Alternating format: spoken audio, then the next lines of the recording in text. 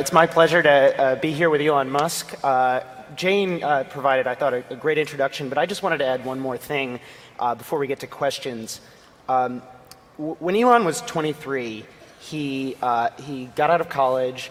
He went to San Francisco, the Bay Area, with a car, a computer, and $2,000. I think that's right. And he started a company called Zip2. It was sort of like what the early Yahoo was. It was an online directory. 4 years later, when he was about my age, he sold the company for just over $300 million to Compaq. And I bring this up not because it was the largest internet company acquisition at the time, but because he's done so much stuff since then that nobody even remembers this initial success. True, Zip2 doesn't get much play. So I'm going to ask him some questions. We're going to go through. He's got, as Jane said, 3 mind-blowing companies, and then hopefully we'll have some time for you all to ask him some questions. So start thinking, and we'll get to those. So I'm going to put up something that probably looks familiar to most people here. This is the homepage of PayPal in 2000. Elon was a co-founder, and the company was sold to eBay in 2002 for $1.5 billion. And we all know what PayPal is today, but I was hoping you could sort of share with us kind of what your vision was from the beginning. Well, it certainly evolved over time. Initially, after selling Zip2, I wanted to do something more on the internet, and it seemed to me that there hadn't been all that much innovation in the financial sector. And given that money is kind of just an entry in a database, and it was low bandwidth, so it didn't require some big infrastructural upgrade to the internet, it seemed it should lend itself to innovation. So I tried to think of what could be, what was something compelling that could be done. And I thought, well, if we can combine all types of financial services in one, so you could have like mortgages, like basically all your entire financial relationship seamlessly integrated together in one place online, that would be cool. And then there was a little feature that just seemed like an obvious feature, which was the ability to transfer money from one person to another by entering a unique identifier like an email address. That was like just a sort of a little feature, but then whenever we demonstrate the product, people wouldn't get excited about the consolidated financial services, but they would get excited about emailing money. So we started focusing our energy on that, and that really ended up being the big driver of growth. Right. So it sort of went from a super bank, I think that's what the media called it at the yeah, time. like a super financial services thing. Yeah.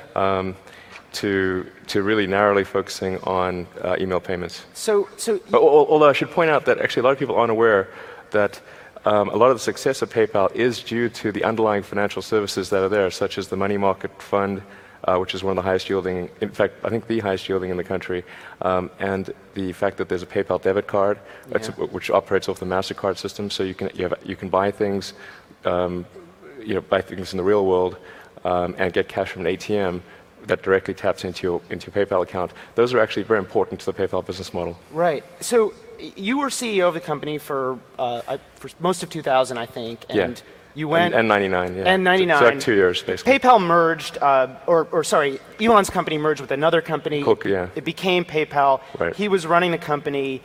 He went on an investment raising trip, and when he got back, what happened? Well, yeah, so...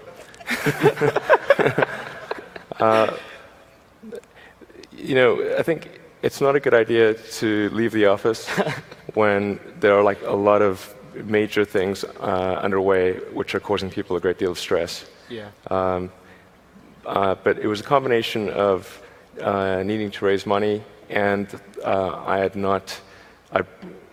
gotten married earlier that year and not had any vacation or honeymoon or anything, so it was kind of a combined financing trip / honeymoon. Yeah. And anyway, but away for 2 weeks, and there was just so much. There was just a lot of worry, and that caused the management team to decide that I wasn't the right guy to run the company, and so the board was like, geez, what do we do? So basically, I could have fought it really hard, but instead I said, rather than fight it at this critical time, best to sort of concede. It's amazing to me how you managed, when I first asked you about this, you said you buried their hatchet. And you know, basically the person who replaced you just put, I think, $20 million or so into your company. And Yeah. how did you get past that kind of betrayal? I mean, how did you guys patch it up? Yeah, that's actually an interesting story. Well, while I didn't agree with their conclusion, I understood why they took the action they did. And they're not, you know, Peter and Max and David and the other guys, I mean, they're smart people with generally the right motivations. They did what they thought was right, and I think for the right reasons. I mean, except that the reasons weren't valid, in my opinion. But it's hard to argue with the ultimate outcome, which was positive. So, Right. you know, I just thought, you know, it's just easy to be better and just hate them forever. But you know, it's best the better course of action is to turn the other cheek and sort of you know, make the relationship good, and it was. You know, but I put a lot of effort into sort of making things good, and then actually recently the Founders Fund, which is comprised primarily of ex-PayPal people, including Peter, who replaced me as CEO, invested in SpaceX. Yeah. And I invested in Peter's things before Right. that. So I want to put up something about what this you know, PayPal sale to eBay helped make possible. Tell us what we're looking at. That's the Tesla Roadster, which is the world's first production electric sports car.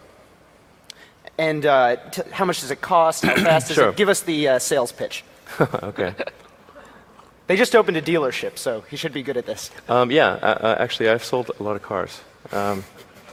So the Tesla Roadster is the nutshell. You know, the elevator speech thing is that the Roadster is faster than a Ferrari and more efficient than a Prius. So it actually has better acceleration than any Ferrari except the Enzo, and it's about 3.9 seconds 0 to 60. And that actually understates the true acceleration, because 0 to 60 for a gasoline car is measured from when the wheels start moving, but the wheels only start moving when you engage the clutch, and it typically takes about a quarter second or more to engage the clutch. But there's no clutch for our car. It's direct drive, so you don't have a clutch engagement delay. So it's like a gasoline car with a 0 to 60 of about 3.6 seconds. And it's incredibly good handling.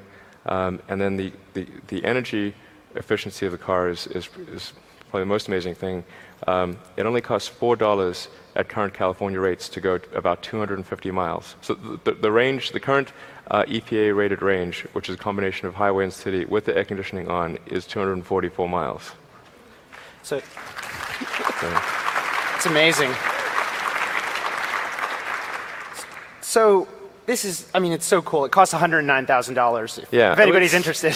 It's expensive, but it's comparable to like a Porsche 911. Right. You know, so we wanted to have something which was in the price range of a comparable gasoline car that it could, you know, probably beat.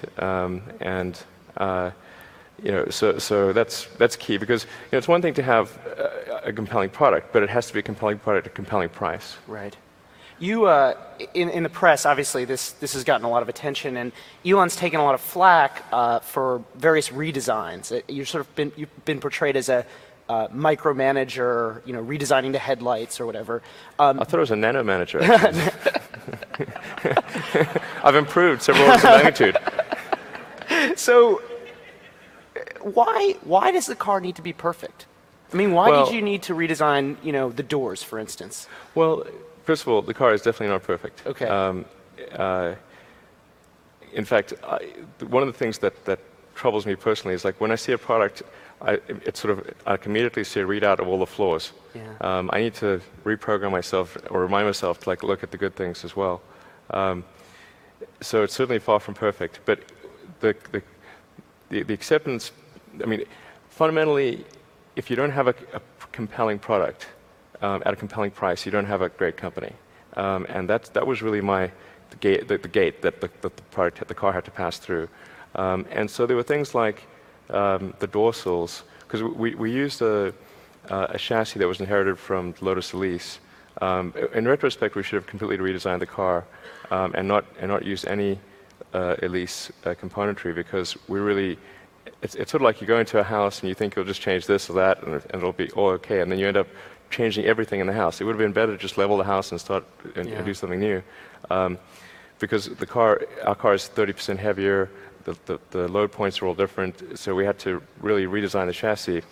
And one of the things I said we've got to do is to lower the dorsals. And as it is, our dorsals are still too high, but I'd say, imagine if they're 2 inches higher, because that's what they were.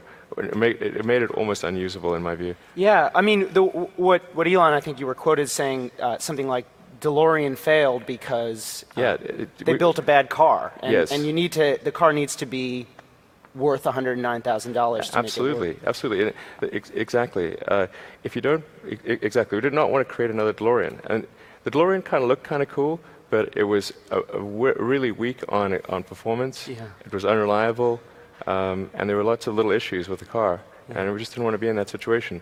And it's not like, I mean, we could have built a worse car and still sold a bunch of them, but if you don't sell enough to make the business look attractive to future investors, you're not going to attract the capital to take it to the next level, or even to sustain where it is. How many orders have you taken? So 1,200 deposits. Wow. So we only take orders when somebody puts down a deposit of at least $5,000. Yeah. So I'm going to move to another company, but you told me that the last successful car startup was Jeep in 1941. Yeah, in the U.S., yeah. In the U.S. So doesn't that kind of say something bad about going into the car business? I mean, why go for this? Well, certainly I would not have done this if it were a gasoline car. So this is not about, it's not because I thought the world had a shortage of sports cars that we started Tesla. It's because it's very important that we accelerate the transition away from gasoline, for environmental reasons, for economic reasons, for national security reasons. It's very, very fundamental. And frankly,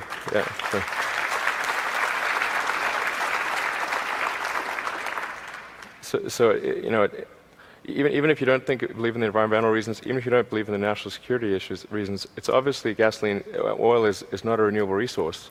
And sooner or later, the economic issues are going to cause a collapse of the economy, literally a collapse of the economy, if we don't find an alternative, because you'll be paying $20, $30, $40 for gasoline, and the stuff's going to get, it's going to start approaching the price of gold. I mean, it's going to be crazy. So we got to find a renewable alternative, and the good that Tesla is doing is not just Tesla's what Tesla is itself. It's the example that Tesla sets for the rest of the industry. In fact, people have probably seen the announcement for the Chevy Volt. Well, Bob Lutz is the champion of the Chevy Volt, and he credits Tesla with starting getting the Chevy Volt started, because when we unveiled our Tesla Roadster a couple of years ago, and he saw the press release, he took the Tesla press release, went to his development guys and said, if a little company in California can do this, why can't we? And that's what prompted the Chevy Volt. Yeah. Well, let's talk about how we power these things. That's a picture of the workshop or just south of San Francisco, right? And then this is another company that Elon, this is probably the one that you're maybe least involved with on a day-to-day basis, but it's Solar City. And sort of the elevator pitch for this one is, as you've told it to me before, is you're going to do for solar power what Dell did for computers, which I think is such a nice way of putting it. And I was hoping you could just unpack that for us a little bit. Certainly. Well, Dell doesn't make the CPU or the hard drive or the memory, but they put it all together, and they manage the relationship with the end customer, and they manage the service and all that. And that's a very important element, because if you had to go to Intel and buy your CPU and somewhere else and buy your hard drive and put that all together, very few people would have computers. So Solar City is about packaging that all, making it really easy to use, or just basically make one call, it's just seamless and painless. And then they also have a lot of innovation on the financing front. So they did a $300 million debt facility with Morgan Stanley that allows the end consumer to sign up for solar power, put no money down, and your utility bill decreases. So it's a complete no-brainer. Now, it doesn't work for every house because your house has to be, south face, have a south-facing roof and be of sufficient size, and you have to be in an area where electricity is not super cheap. Yeah. But it works for a lot of houses, and maybe probably a third of the houses in California, something like that. And so they've just enjoyed phenomenal growth. I mean, they're literally growing as fast as they can hire good people. The numbers for the month of August came in, and SolarCity is as big as the next 5 solar power providers combined in California. So, and all credit to them. I mean, really, it's a phenomenal job. I mean, I was sort of weigh in every now and again, like, yeah, how about this, or how about that? But really, I deserve very little credit for SolarCity. No nano managing there.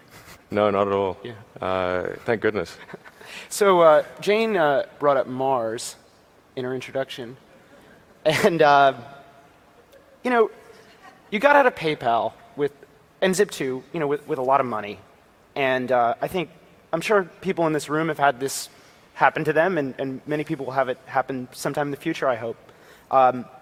And instead of buying mutual funds or, I don't know, doing what one does with several $100 million, you decided to... Mortgage-backed securities, they're great. You decided to start a rocket company with the express purpose of, making it cheaper to get stuff in outer space and then eventually going to Mars, or helping humanity go to Mars. And I just wanted to know, why? Why do that? It isn't obvious? Well, when I was in college, there were sort of 3 areas that I thought of what's really going to affect the future of humanity in a significant way. And the 3 things that seemed to be most significant to me were the internet, the transition to a sustainable energy economy, and the third was the extension of life beyond Earth, becoming multiplanetary. I didn't think I'd be involved at all in option 3, but the reason I think it's important is it goes to how we decide that anything is important. And the lens of history is a good way to distinguish what seems important in the moment from what is truly important over the long term. And if you zoom out and look at a long enough period of time, say the 4 billion year history of Earth, and the evolution of life itself, then there's only about half a dozen or so major milestones in the history of life. There's obviously single-celled life, multicellular life, differentiation to plants and animals, the transition from oceans to land, mammals, consciousness, and then also on that scale would fit life becoming multiplanetary. It would be, I think, at least as important as life going from the oceans to land, probably more important or more significant, because at least that was a gradual transition. If things got a little uncomfortable on land, you could just hop back in the ocean, and that's not really feasible on interplanetary journeys. So, here we are. It's sort of the first time in the 4 billion year history of Earth that life has been able to go beyond Earth, and that window may be open for a long time. And I'm optimistic that I hope it will, and I'm actually fairly optimistic about the future of Earth. But something may happen that closes that window and prevents life from extending beyond Earth, and that risks the extension of life, or at least consciousness as we know it, and that would be a terrible thing. Yeah. Life is a terrible thing to waste. So I want to give people a sense of what kind of we're talking about. So we just have a short, this is, building the rocket, and this should give people a sense of